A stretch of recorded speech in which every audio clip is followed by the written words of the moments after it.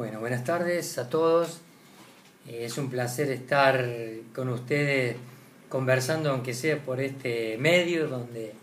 es una conversación conmigo mismo, como un monólogo, ustedes con lo que estarán escuchando y después con la articulación que hagan ahí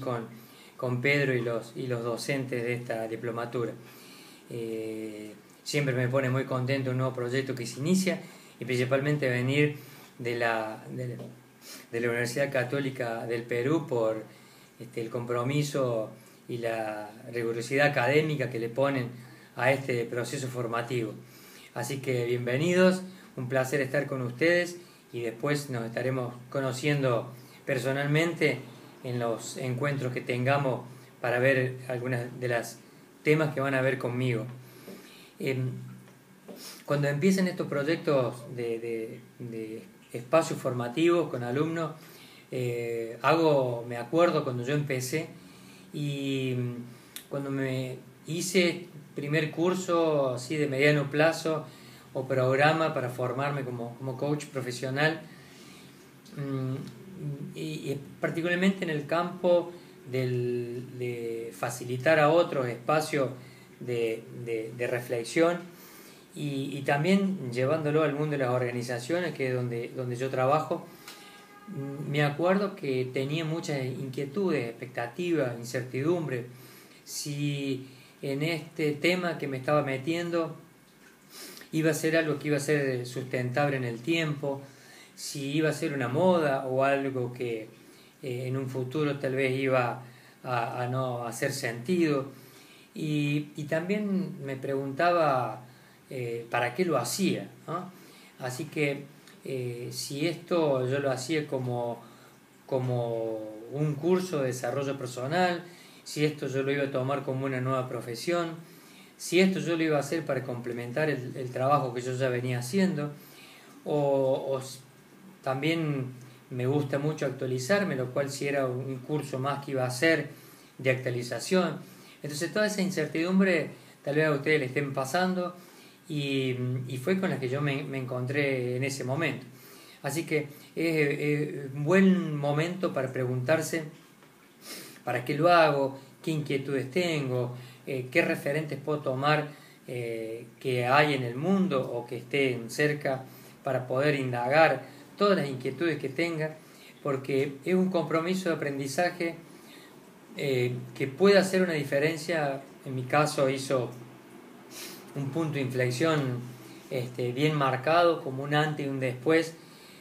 cuando empecé esto, ¿no? O sea, nunca más la vida ni mi manera de hacer ocurrió de la misma manera, porque los temas que vi fueron tan profundos en la esencia que transformaron no solo mi persona, sino el entorno en el cual venía trabajando u operando, ¿no? Entonces, bienvenidos a la incertidumbre, bienvenidos a estos espacios de apertura y sáquense todas las dudas que puedan, aunque haya algunas cosas que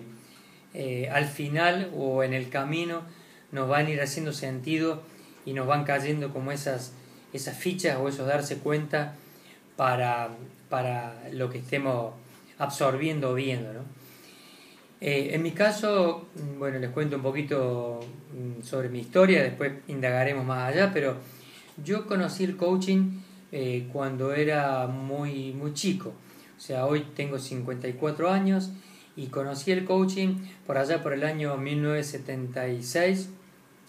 Yo estaba acompañando, bueno, como amigo, como novio, y después me terminé casando con una tenista que se llama Ivana Madruga. Ella fue número 1 de Argentina durante 10 años en tenis profesional femenino y llegó a ocupar el puesto número 14 del ranking mundial. Y estuve unos 12 años viviendo el circuito y como coach, si bien su papá fue quien la formó, la acompañé en todo ese tiempo a todos los torneos y fui aprendiendo, si bien yo no jugaba tenis profesional, fui aprendiendo ciertas habilidades como para acompañar a un jugador, muchas veces a lo mejor un calentamiento previo antes de un partido, poder mirar desde afuera lo que el jugador, por estar en el candor del juego, muchas veces no podía ver. También aprendí a encordar las raquetas, muchas veces hacía de fisioterapeuta cuando había ciertas lesiones y aplicar algunos analgésicos, desinflamatorios. También acompañar en la parte de entrenamiento, la parte de alimentación. Bueno, si bien todas estas dimensiones requerían un cierto conocimiento técnico, había un espacio que me inquietaba, que era cómo trabajar la mente del jugador, la parte interna del jugador. Y había muchos cursos o posibilidades que nos ofrecían, pero no había nada que a mí en ese momento me dejara satisfecho sobre cómo entrenar la mente del jugador. Entonces siempre me atrajeron las artes marciales, la cultura oriental, y bueno, en un momento del tiempo, ya no vinculando en esa etapa del tenis, pero comencé a practicar artes marciales. Empecé primero con Karate Do okinawense, con un maestro que estaba en el lugar donde yo vivía, Sensei de Nipoti, pero que dependían de Sensei Miyasato, que era un 10º dan que había venido de Okinawa, Japón, se instaló en Córdoba para difundir esta disciplina. Y luego seguí con Aikido. A los 5 años conocí a Sensei Masafumi Sakanashi, donde me mostró una disciplina diferente que venía de la mano del Aikido, y ahí fue cuando me empezó a hacer mucho más sentido cómo llevar ciertas disciplinas de la cultura samurái, de la cultura japonesa,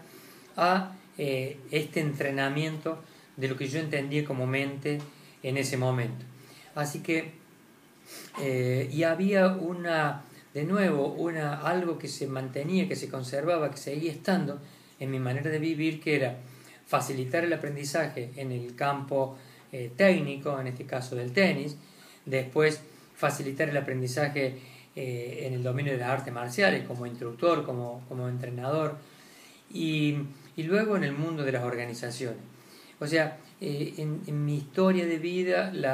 facilitar el aprendizaje a otro desde la perspectiva del coach, del entrenador, se conserva durante más de 30 años en mi vida, y fui como agregando espacios o dimensiones de aprendizaje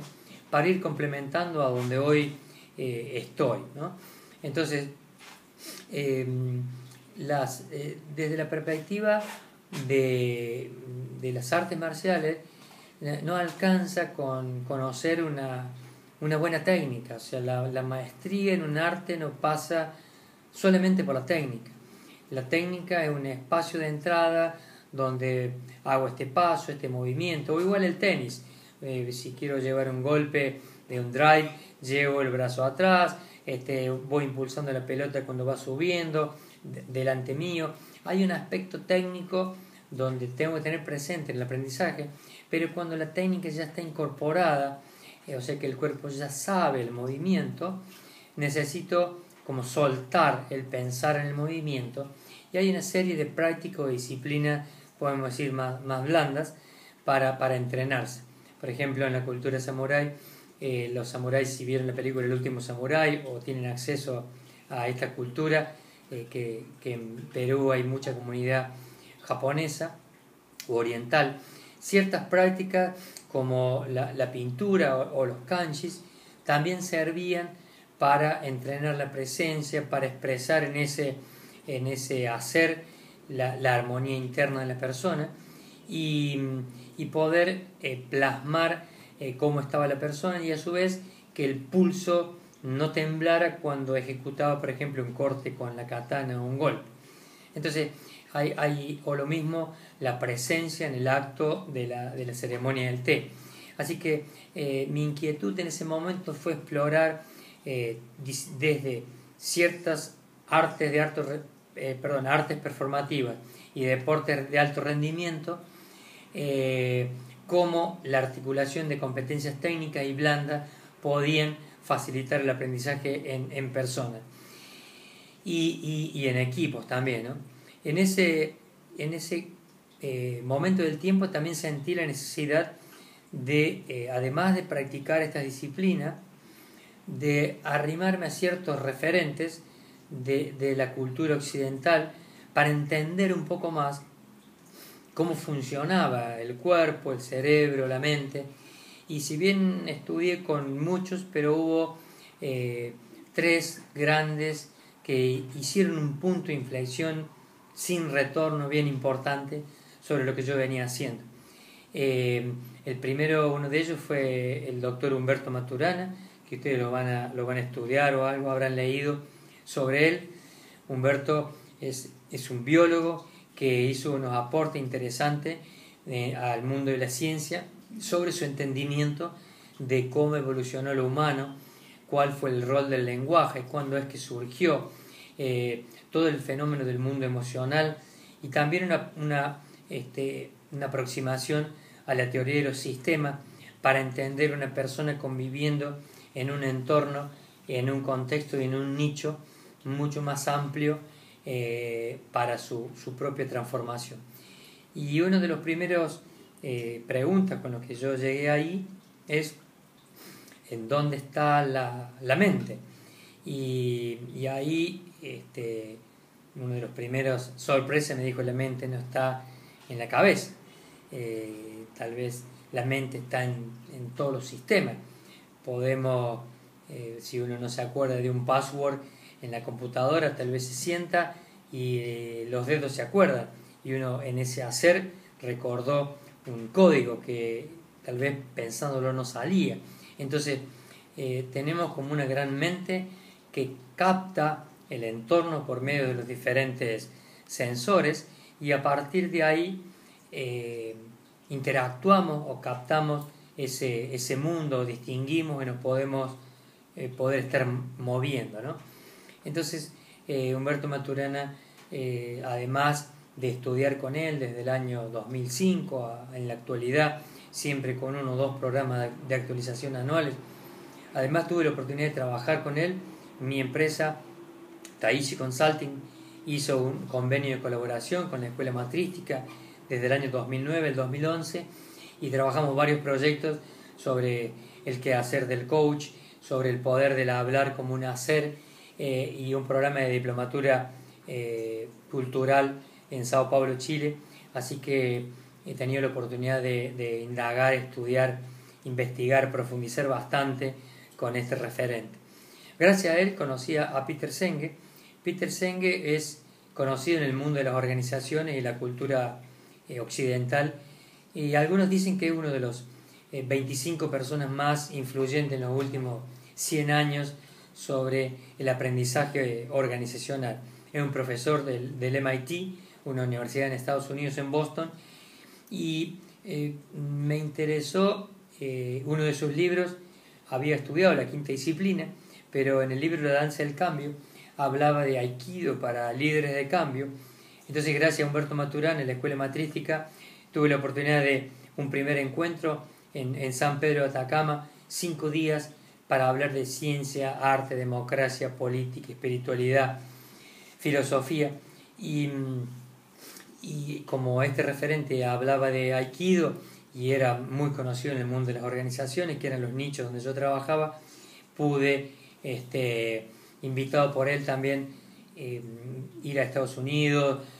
Conocí otras personas que él me vinculó y ir profundizando desde uno de los líneas de abordaje, que es el pensamiento sistémico, que donde yo vengo. El otro referente, que también lo conocí por el año 99, 2000, y ahora volvimos a tener un nuevo encuentro, con quien estoy también en un nuevo proyecto de trabajo y de estudio, con el doctor Fernando Flores. El doctor Fernando Flores fue un emprendedor que cuando tenía 26 años estaba ya en el Ministerio de Economía del gobierno de Salvador Allende, y si bien era un ingeniero, cuando en el exilio por el golpe de Estado en Chile, él se va a Estados Unidos y había estado estudiando con Humberto Maturana todo este entendimiento de lo humano. Hace un doctorado en filosofía del lenguaje y una tesis que se llamó diseño ontológico, y es otro de los pilares en la corriente de coaching ontológico en Latinoamérica, que es el que ustedes van a estar viendo y que además es un ícono, Fernando Flores, sobre el entendimiento de las organizaciones como redes de conversaciones y la especificación basada en el trabajo de Heidegger, de Austin, de los actos del habla como distinciones para la coordinación de acciones entre personas. Con estos trabajos yo pude desarrollar, que después les voy a comentar, como algunas innovaciones en el mundo del coaching. Pero con toda esta experiencia del coaching desde el mundo del tenis, desde el mundo de las artes marciales como instructor, y luego en el mundo de las organizaciones, cuando mi primer vínculo fue en el año 81, cuando escuché que la Ericsson invitaba al coach de Beyond Board, Eric Bergeling, que era también capitán de Copa Davis, para que contara a su ejecutivo cómo trabajaba para hacer un equipo de alto rendimiento, porque era capitán de Copa Davis. Y ahí fue la primera vez que escuché el vínculo entre coach y coach en una empresa. Así que fui como uniendo todos esos pequeños puntos que me hacían sentido y que me gustaba, para poder estudiar también con un referente en su momento, bueno, con Jim Selman, con Julio Olaya, pero estos íconos de Humberto Maturana, Peter Senge y Fernando Flores fueron los puntos de inflexión en mi proceso formativo. Hasta acá yo entiendo para mí el coaching, o qué significa para mí el hacer de coach. Es una relación de mucha confianza, en un estado de mucha presencia en la conversación, donde el coachee, o la persona que recibe coaching, puede conversar y exponer sus inquietudes, sus desafíos, y a partir de la conversación puede ampliar, expandir el espacio de posibilidades que tenía antes de llegar a esa conversación, y así poder tomar acciones que considere oportunas o significativas en su quehacer cotidiano, cualquiera sea. O sea, un espacio muy, muy particular, y tal vez no es... ahora es más conocido el coaching, tal vez se escucha más en las organizaciones, o se habla más de coaching. En el Perú en los últimos años se empezó a hablar con más recurrencia sobre el fenómeno del coaching. Pero tal vez todos hemos tenido la experiencia con algún mentor, con algún maestro, de una relación muy particular, donde te mostraba algo y a partir de ahí uno tomaba acciones y el mundo cambiaba, o cambiaba nuestra relación con el mundo, con lo que nos pasaba, y no era alguien que te decía necesariamente lo que tenías que hacer, sino que te hacía tomar conciencia a partir de mostrarte algo o de hacerte ciertas preguntas, y como que algo cambiaba de manera contundente. Y así originalmente fueron como surgiendo los oficios. Era una relación muy particular entre un maestro y un aprendiz que te mostraba ciertos procesos técnicos, pero facilitaba en el hacer juntos el desarrollo de una competencia en algún dominio en particular. Entonces tal vez no es nada nuevo, pero a su vez es algo diferente como hoy se está planteando. Entonces, y por el hecho de tener una historia, pero a su vez de ser nuevo, cómo se viene utilizando, o en qué áreas, es importante que profundicemos y exploremos esto, porque podemos correr el riesgo de usar palabras nuevas para hacer lo mismo que hacíamos antes. Hoy hay mucha persona que hace coaching y tal vez consultoría, pero ahora le llama coaching porque ha tenido una experiencia en el campo de las organizaciones, pero no necesariamente es esta práctica profesional de la cual estamos hablando. Entonces, el coaching para mí que yo fui viviendo o haciendo o experimentando, ocurrió desde esta deriva del deporte, de las artes, y también estudiando con referentes que fueron moldeando mi manera de hacer coaching. Con respecto a eso, quería comentarles algo, lo que para mí fueron mis logros en relación al coaching, al mundo del coaching y mis aportes. Cuando empecé a trabajar o a estudiar o a dedicarme al coaching profesional,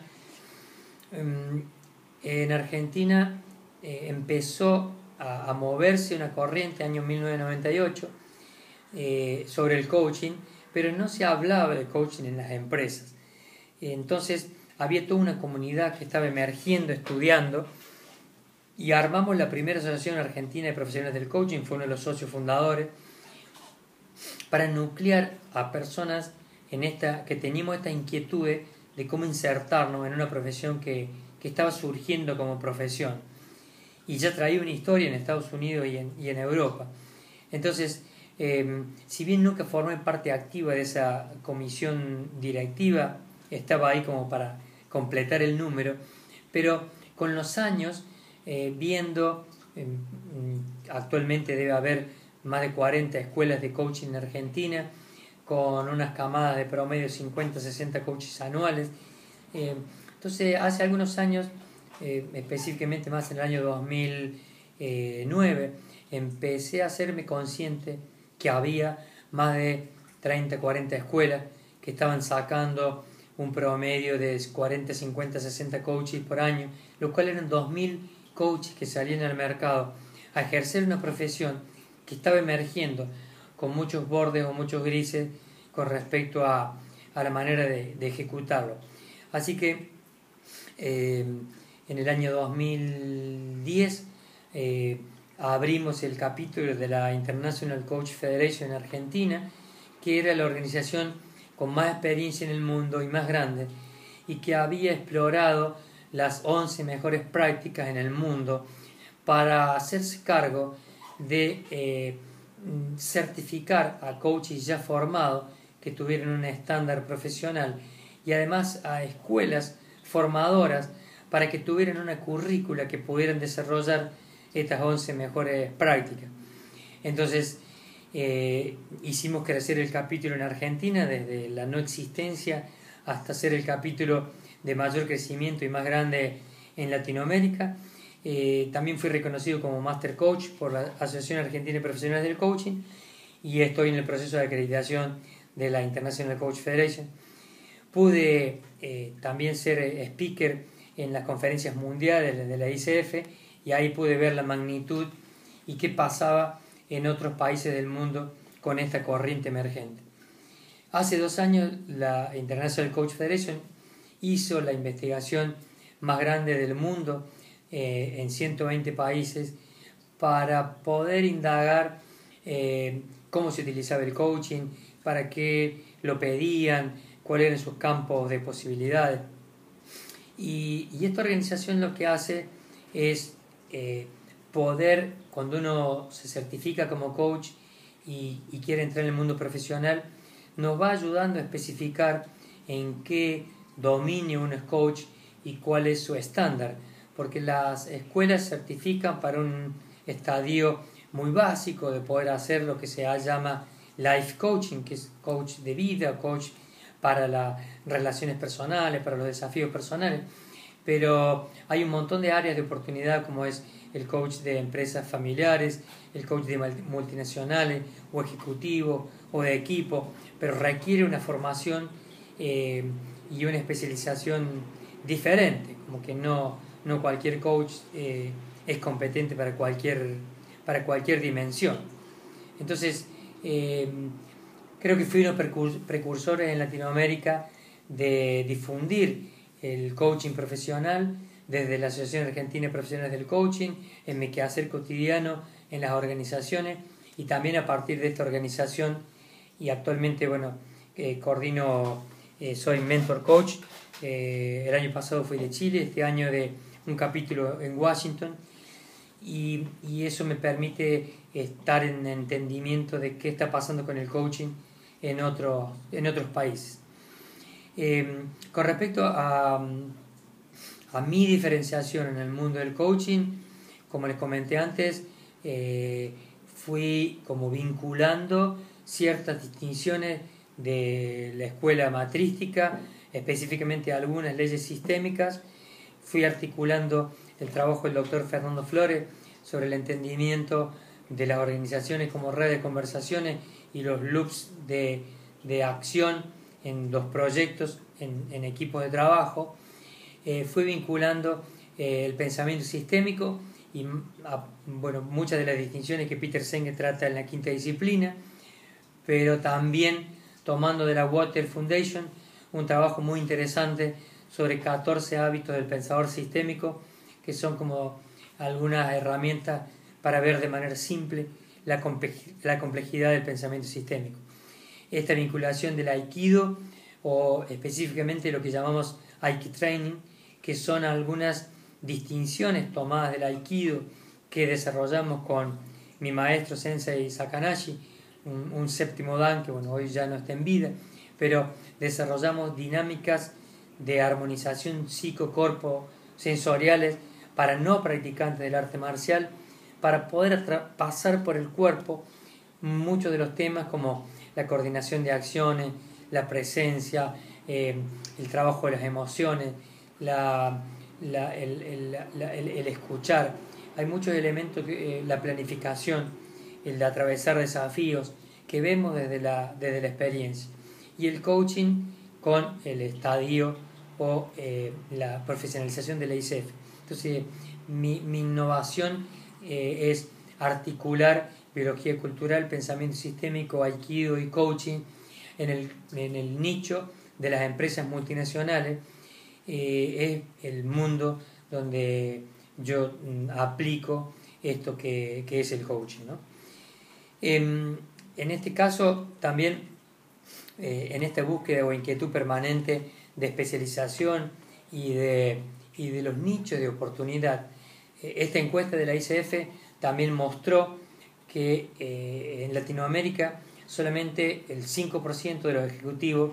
utiliza coaching como una herramienta de desarrollo o de gestión profesional,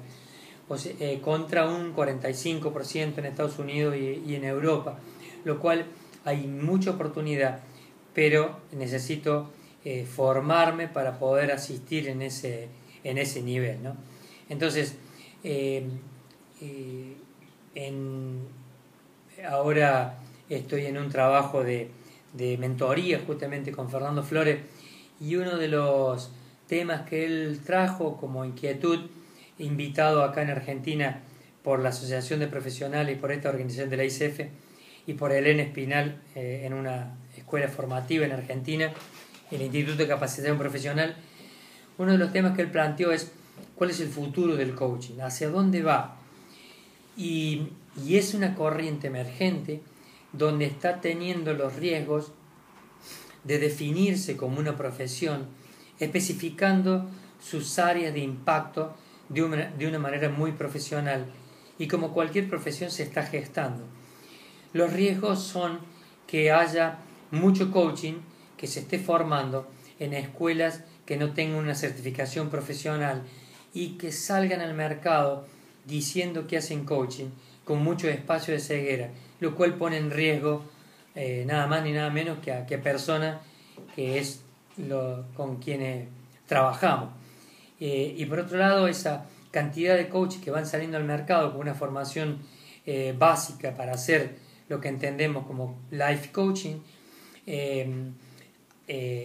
puede que se sature el mercado si no expanden sus áreas de expertise a otros nichos como son las empresas familiares o las organizaciones o los espacios de política o organizaciones no gubernamentales como ONG. Entonces, en todo este camino van a ir viendo como hoy poder ir definiendo qué es esto, de qué se trata en base a sus inquietudes, ir viendo estas herramientas y principalmente ir aplicándolas a su vida cotidiana. Nada se aprende, no se aprende lo que no se aplica, lo cual lo van a aprender cuando tenga aplicabilidad en su manera de hacer las cosas, y también con las evaluaciones, tareas y trabajo que vayan haciendo en el transcurso de la diplomatura. Para terminar, en esto no hace falta ninguna condición en particular como persona. Cualquiera que esté sentado ahí tiene las condiciones para poder certificar y trabajar con otro,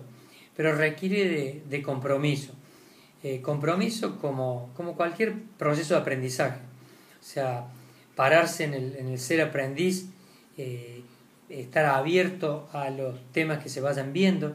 poder soltar cierta certeza, porque varios temas que van a ver ahí, como de alguna manera confrontan la manera cultural de entender el mundo, de entender lo humano, y requiere pararse en el aprendiz, para partir de ahí ir subiendo en una escalera de tener ciertas habilidades, competencias, expertices, y poder llegar a ciertos estados de maestría, ¿no? Entonces, mi invitación es: bienvenidos a este momento en el cual se encuentran. Algunos pasarán por este proceso como en cualquier actividad, otros quedarán en el camino, otros harán esto como un tema más, y otros harán esto como algo que les cambió la vida radicalmente. Cuando yo empecé de manera seria y profesional con esto, me tenía que funcionar, lo cual